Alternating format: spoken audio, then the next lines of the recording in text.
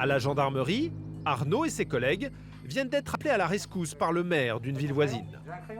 Nous, on va sécuriser dans un premier temps. Si après on voit que c'est calme, on peut donner un coup de main à prendre à relever.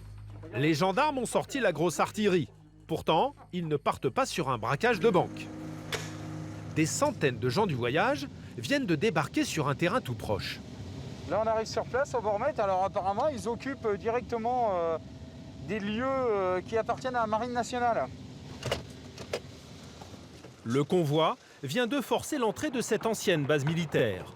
Un terrain où il compte séjourner. Ils notent complet, plus de prise. Voilà, magnifique. Ça veut dire qu'ils ont dû récupérer l'électricité quelque part.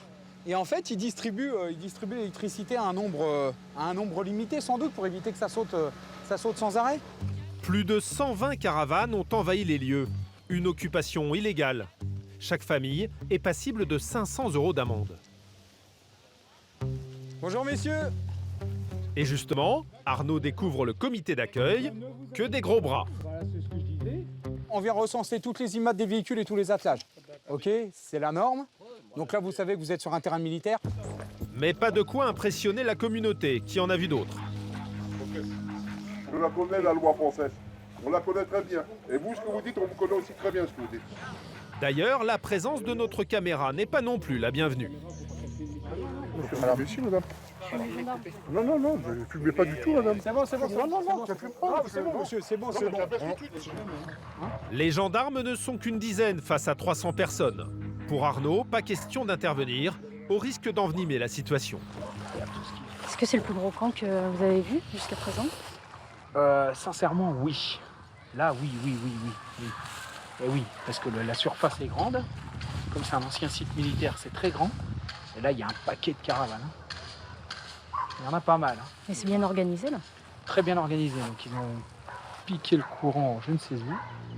La communauté va passer plusieurs jours sur place. Tout s'est très vite organisé. Et là, l'électricité passe là.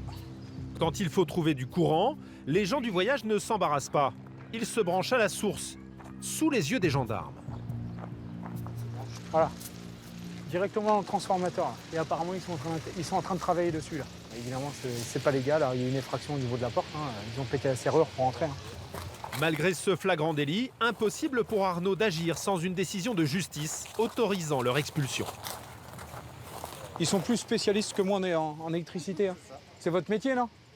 Hein? Voilà. Donc, ils prennent tous les risques. Hein. Bon, ils ont tout l'outillage pour le faire, mais ils prennent des risques d'être dans un transformateur EDF. En attendant, c'est le propriétaire du terrain, un constructeur militaire, qui va payer la facture. Selon nos estimations, plus de 900 € par semaine. Là, ils ont mis un gros plumouth directement accordé à une bouche à incendie. Quoi. Il y a une équipe d'eau, il m'a dit. Une équipe d'eau, une équipe d'électriciens. Ils vont sur les quais des bateaux, là. Donc il y a l'eau et l'électricité. Des gens du voyage habitués à ces coups de force. Un bras de fer permanent avec les propriétaires envahis, des communes, des entreprises ou des particuliers.